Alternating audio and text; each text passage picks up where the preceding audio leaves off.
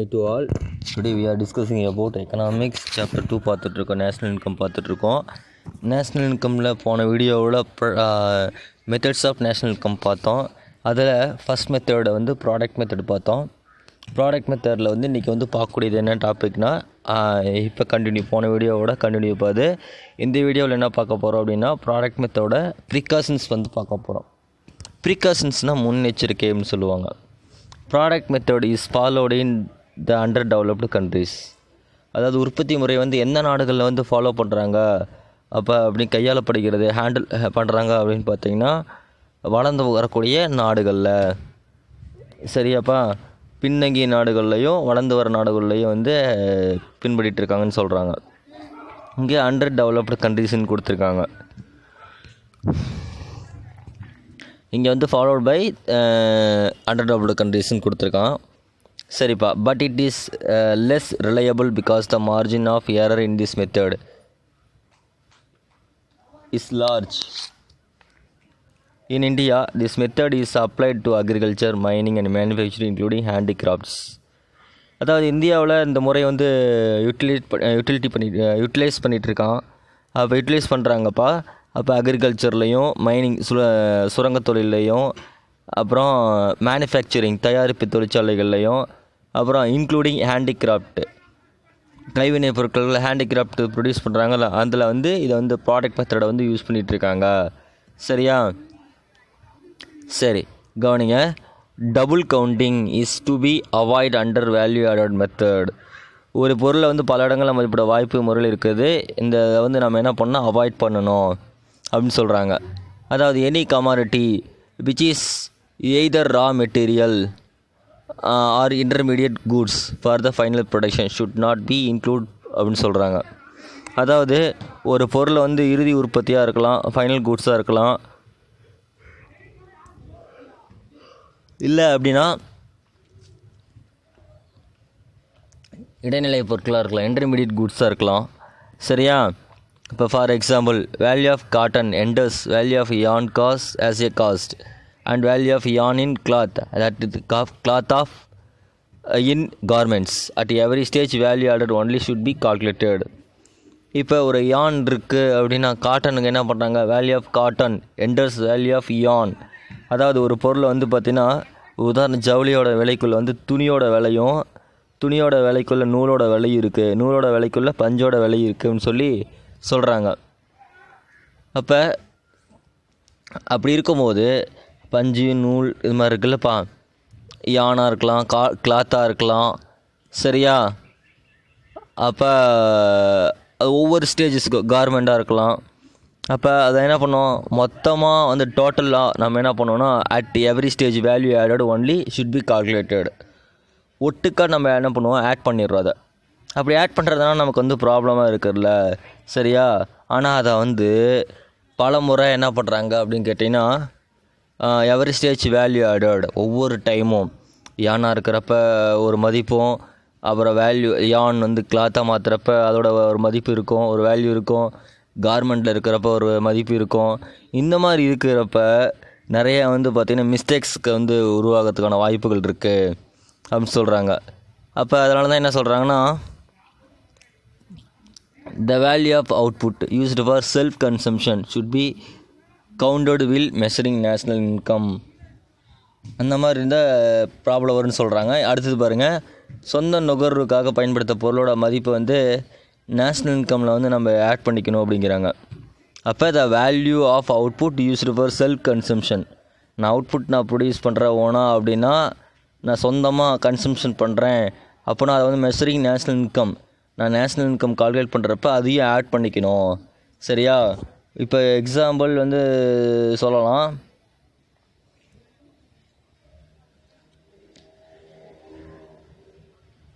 இப்போ எக்ஸாம்பிள் வந்து பார்த்திங்கன்னா அக்ரிகல்ச்சர் லேபர்ஸ் இருக்காங்க அப்படின்னா அந்த லேபர்ஸ் என்ன பண்ணாங்க, அதை வந்து மார்க்கெட் பண்ணணும், அதாவது சந்தைப்படுத்தணும்னு சொல்லுவாங்க. அப்போ மார்க்கெட்டடாக இருந்துச்சு அப்படின்னா அது ஓன் கன்சம்ஷனுக்காக வச்சுக்கலாம். இருந்தாலும் அது என்ன பண்ணோம், இன்றைக்கி மார்க்கெட் ப்ரைஸ் இருக்குல்லப்பா அதோட மல்டிப்ளை பண்ணி அதை நேஷ்னல் இன்கமில் வந்து நம்ம ஆட் பண்ணணும் அப்படின்னு சொல்கிறாங்க. சரியா? அடுத்தது, in the case of durable goods Sale and purchase of second hand goods, for example pre-owned car should not be included. அதாவது ரெண்டாம் முறையாக வந்து பயன்படுத்த பொருளை வந்து நம்ம யாரும் வாங்கி விற்கிறாங்க, ஆனால் அதை வந்து என்ன பண்ணுறாங்க, நேஷனல் இன்கமில் வந்து ஆட் பண்ணக்கூடாது. சரியா? மொபைல் ஃபோனாக இருக்கலாம், இப்போ எக்ஸாம்பிள் காராக இருக்கலாம், இந்த மாதிரி இருந்துச்சுன்னு வச்சுக்கோங்களேன். இப்போ எக்ஸாம்பிள் நான் கார் யூஸ் பண்ணிகிட்ருக்கேன், எனக்கு இந்த டைம் வந்து பார்த்திங்கன்னா ஜாப் ஆப்பர்ச்சுனிட்டிஸ் இல்லை, அப்போ அதை வந்து என்னால் யூட்டிலைஸ் பண்ண முடியல காரை. அப்படிங்கிறப்ப நான் என்ன பண்ணலாம், அந்த காரை வந்து நான் சேல் பண்ணிடுறேன். அப்போ சேல் பண்ண நான் என்ன பண்ணோம், அதை நான் நேஷ்னல் இன்கம் கால்குலேட் பண்ணுறப்ப ஆட் பண்ண முடியாது, அது வேறு ஒருத்தருக்கு போகும், வேறு ஒரு பர்சனுக்கு மாற்றி கொடுக்குறேன். சரியா?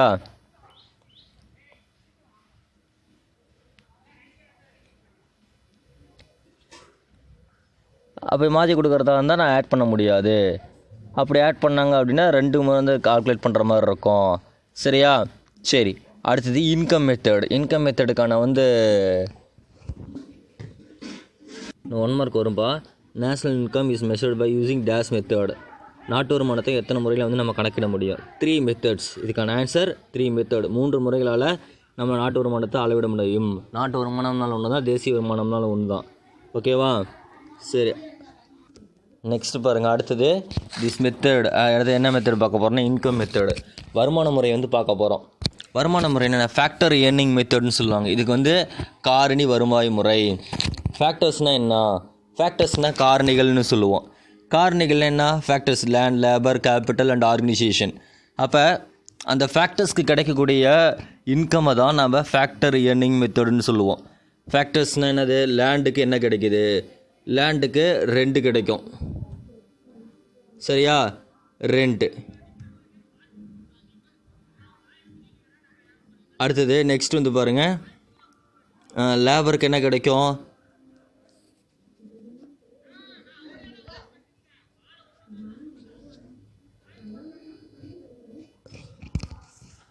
லேபருக்கு என்ன கிடைக்கும்? ரெண்ட் கிடைக்கும். ரெண்ட் மீன்ஸ் வாரம்னு சொல்லுவாங்க, வாடகை அப்படின்னு சொல்லுவோம். லேபருக்கு வேஜஸ் கிடைக்கும், சேலரி, வேஜஸ் ஆர் சேலரிஸ் கிடைக்கும். ஓகேவா? அடுத்தது கேபிட்டலுக்கு இன்ட்ரெஸ்ட் கிடைக்கும். சரி, கவனிங்க. This method approaches national income from the distribution of side. இது என்ன சைடு இருக்குதுன்னு கேட்டிங்கன்னா கன்சம்ஷன் சைடா டிஸ்ட்ரிபியூஷன் சைடா? இதை வந்து டிஸ்ட்ரிபியூஷன் சைடுன்னு சொல்லுவாங்க இந்த மெத்தடு. இன்கம் அப்படின்னா வருமானம் அப்படின்னாவே டிஸ்ட்ரிபியூஷன், பகிர்ந்து அளிக்கக்கூடிய பகுதி அப்படின்னு சொல்லுவாங்க. சரியா? அப்போ மொத்தமாக வரக்கூடிய வருமானத்தை வந்து நம்ம ஆட் பண்ணணும் அப்படின்னா நம்ம நேஷ்னல் இன்கம் மெத்தடில் வந்து நம்ம கால்குலேட் பண்ண முடியும். சரியா? வருமான முறையில் வந்து நம்ம கணக்கிட முடியும் அப்படின்னு சொல்கிறாங்க. அப்போ by adding up all the income generated in the course of producing national product அப்படின்னு நம்ம சொல்கிறோம். அதாவது இங்கே என்ன பண்ணுறாங்க, இங்கே வருமானத்தை எல்லாத்தையும் சம்பாதிக்கக்கூடிய முறையை வந்து வருமான முறைன்னு நம்ம சொல்கிறோம். ஒவ்வொரு ஃபேக்டர்ஸ்க்கு கிடைக்கக்கூடிய ஏர்ன் பண்ணக்கூடிய ஒவ்வொரு காரணிகளுக்கு கிடைக்கக்கூடிய வருமானத்தை தான் வருமான முறை அப்படின்னு நம்ம சொல்லுவோம். சரியா? Steps involved. கணக்கிடுவதில் நிலைகள், எந்தெந்த ஸ்டெப்ஸில் வந்து கணக்கிடுறோம் அப்படின்னு சொல்லி நம்ம பார்க்க போகிறோம். ஃபஸ்ட்டு வந்து பாருங்கள், the enterprises are classified into various industrial group அப்படின்னு நம்ம சொல்லுவாங்க. மொத்த நிறுவனங்களும் வெவ்வேறு தொழில் குழுக்களாக பிரிக்கப்படுறாங்க. அதாவது இப்போ என்ன பண்ணுறாங்கன்னா மொத்த நிறுவனங்களை வந்து என்டர்பிரைசஸ் வந்து என்ன பண்ணாங்கன்னா classified into various industrial group, இண்டஸ்ட்ரியாக பிரிக்கிறாங்க ஒவ்வொரு இண்டஸ்ட்ரியாக. அப்போ என்னென்ன ப்ராடக்டை வந்து ப்ரொடியூஸ் பண்ணுறாங்க, அப்போ அப்படி கிளாஸிஃபை பண்ணும்போது நமக்கு என்ன இருக்குது அப்படின்னு கேட்டிங்கன்னா ஃபேக்டர் இன்கம் கிடைக்கும். Are grouped under labour income, capital income and mixed இன்கம்னு சொல்லுவாங்க. லேபர் இன்கம்னா என்ன? அதாவது உழைப்பால் கிடைக்கக்கூடிய வருமானம் அப்படின்னு நம்ம சொல்லுவாங்க. உழைப்பாளர்களுக்கு கிடைக்கக்கூடிய வருமானம். லேபர் இன்கம் மீன்ஸ் வேஜஸ், கூலி, சேலரி. சேலரிஸ் இருக்குல்லப்பா, வருமானம். அதாவது கூலினா என்ன, சேலரினா என்ன? கூலி மீன்ஸ் டெய்லி வேஜஸ் ரெகுலராக ஆர் வீக்லி வேஜஸ்ன்னு சொல்லுவாங்க. வாரம் ஒரு தடவை வாங்குறதும் டெய்லி வாங்குறது தான் கூலின்னு நம்ம சொல்லுவோம். மந்த்லி ஒன்ஸ் வந்து வாங்குறத வந்து நம்ம என்ன சொல்லுவோம், நம்ம அதை வந்து சேலரி அப்படின்னு நம்ம சொல்லுவோம். சரி, இங்கே பாருங்கள், லேபர் இன்கம்னா என்ன? லேபர் மீன்ஸ்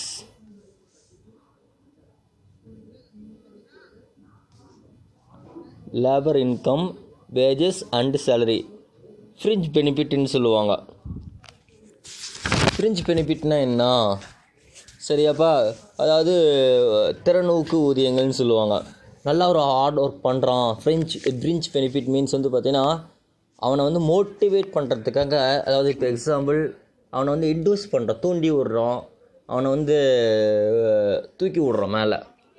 ஐ மீன் என்ன சொல்லலான்னு கேட்டிங்கன்னா, நல்லா ஹார்ட் ஒர்க் பண்ணுறாங்க, நல்லா பெஸ்ட், அவனுடைய பர்ஃபார்மன்ஸ் நல்லா இருக்குது அப்படின்னா அவனுக்கு வந்து என்ன பண்ணுறான், இன்னும் வேஜஸ் வந்து கொஞ்சம் சேர்த்து கொடுப்பாங்க, ஒரு பெனிஃபிட் கொடுக்குறாங்க.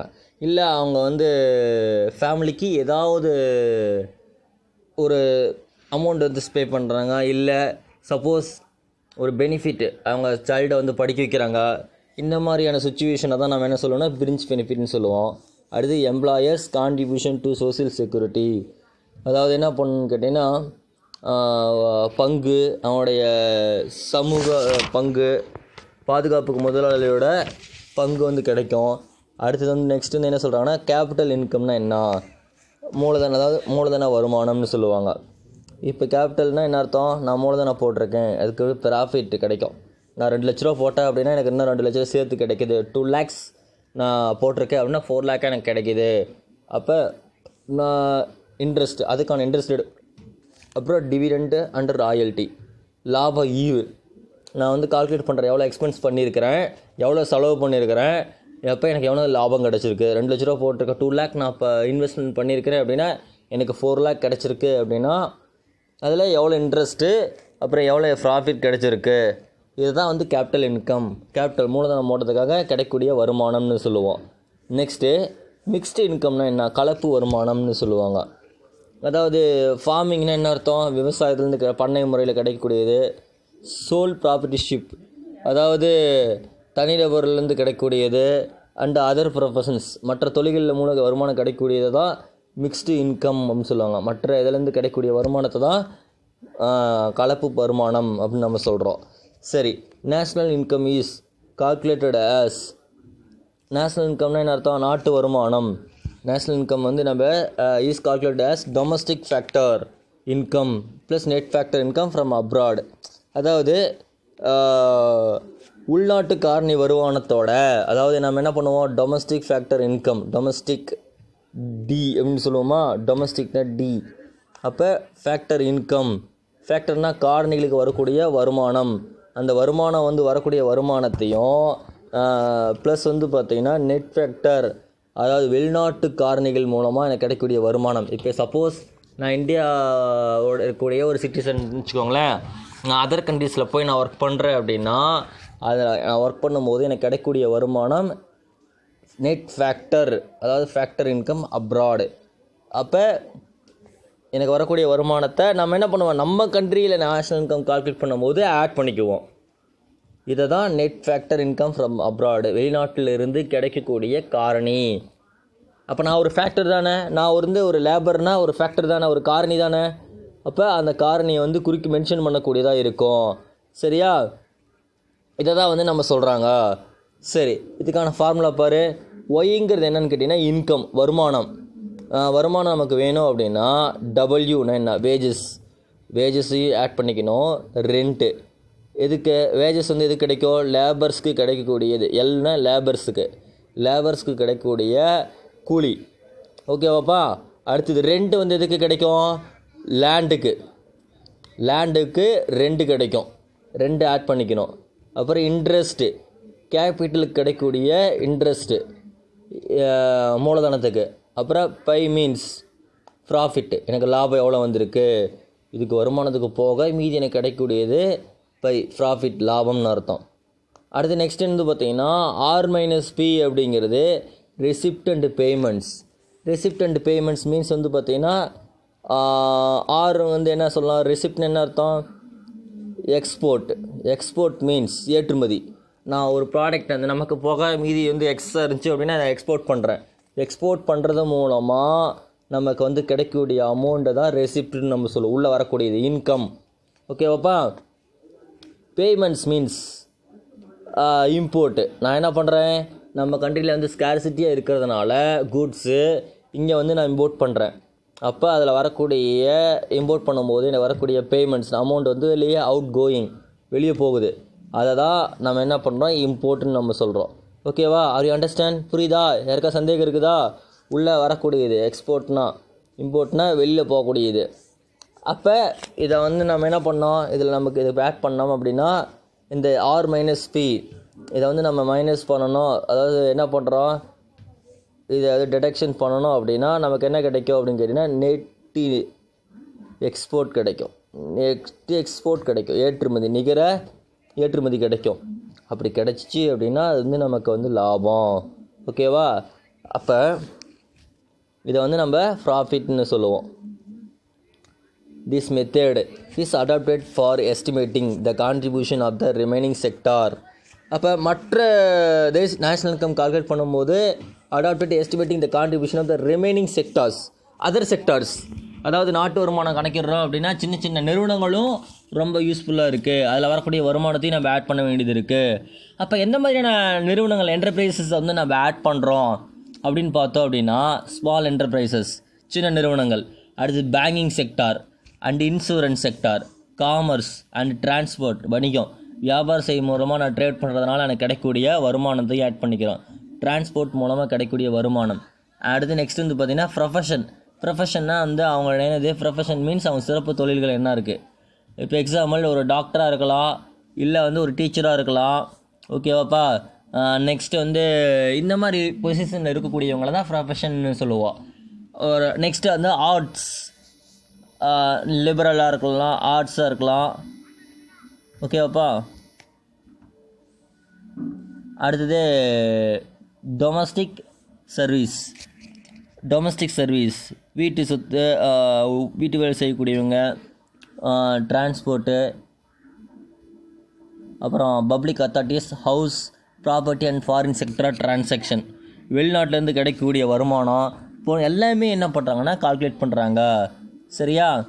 எல்லாமே நம்ம என்ன பண்ணுறோம், கால்குலேட் பண்ணுறோம். அடுத்தது data income from abroad, the rest of the world sector or foreign sector. அதாவது செலுத்து நிலை கணக்கில் பேலன்ஸ் ஆஃப் பேமெண்ட்ஸ், வெளிநாட்டிலேருந்து வரக்கூடிய தொகை, அதோட டேட்டாஸ், புள்ளி விவரங்கள், டேட்டா ஆஃப் இன்கம். அப்புறம் எவ்வளோ நம்ம இந்தியாவில் இருக்கக்கூடிய பர்சன்ஸ் அதர் கண்ட்ரியில் போய் ஒர்க் பண்ணுறாங்க அப்படின்னா அவங்களோட இன்கம் எவ்வளோ கிடச்சிருக்கு. ரெஸ்ட் ஆஃப் த வேர்ல்டு, வெளிநாட்டில் ஒர்க் பண்ணக்கூடியவங்களுக்கு, வெளிநாட்டு வாழ் இந்தியர்கள் நம்ம சொல்லுவாங்களே, ஃபாரினில் ஒர்க் பண்ணக்கூடிய இந்தியன் பீப்புள்ஸ், அப்போ அவங்களுக்கு எவ்வளோ இன்கம் கிடச்சிருக்கு அதை தான் நம்ம சொல்கிறோம். அப்போ அதையும் நம்ம ஆட் பண்ணிக்கிறோம். From the account of the balance of payment of the country, அது வந்து அயல்நாட்டு செலுத்து நிலை. அப்போ அது வந்து நமக்கு இன்கம் தான். அதையும் வந்து நம்ம ஆட் பண்ணும்போது இன்கம் மெத்தடில் கால்குலேட் பண்ணுறப்ப நமக்கு நேஷ்னல் இன்கம் வந்து நமக்கு கிடைக்கிது. சரியா? ஓகேப்பா. நெக்ஸ்ட்டு இதோட பார்க்க போகிறது வந்து என்ன கேட்டிங்கன்னா, அடுத்த டாபிக் என்ன அப்படிங்கன்னா ப்ரிகாஷன்ஸ் வந்து நெக்ஸ்ட்டு வீடியோவில் பார்க்கலாம். ஓகேவா? இது நேஷ்னல் இன்கமில் செகண்ட் சாப்டர் பார்த்துட்ருக்கோம். அதில் வந்து என்ன டாபிக் பார்த்துட்ருக்கோம், நேஷ்னல் இன்கம் வந்து கால்குலேட் பண்ணக்கூடிய மெத்தட்ஸ் பார்த்துட்ருக்கோம். அந்த மெத்தடில் ஃபஸ்ட் மெத்தட் வந்து ப்ராடக்ட் மெத்தடை பார்த்துட்டோம், செகண்ட் மெத்தட் வந்து இன்கம் மெத்தட் பார்த்துட்ருக்கோம். அதில் இன்னும் ப்ரிகாஷன்ஸ் வந்து நெக்ஸ்ட் என்ன பண்ண போகிறோம், முன்னெச்சரிக்கை வந்து அடுத்த கிளாஸில் நம்ம வந்து பார்க்கலாம். ஓகேவாப்பா? ஓகே. உங்களுக்கான ஹோம்ஒர்க் வந்து நான் கொடுக்குறேன். ஹோம்ஒர்க் என்ன அப்படின்னு பார்த்தோம்னா, நீங்கள் வந்து என்என்பிக்கும் என்டிபிக்கும் உள்ள டிஃப்ரென்ஸ் என்ன, ஜிஎன்பிக்கும் என்என்பிக்கும் உள்ள டிஃப்ரென்ஸ், தொடர்பு என்ன ரிலேஷன்ஷிப் என்ன இருக்குது, பர்சனல் இன்கம்னா என்ன, தனிநபர் வருமானம்னா என்ன, ஜிடிபி குறைப்பான்லாம் என்ன, ஜிடிபி டீப்லேட்டர்னு சொல்லுவாங்க.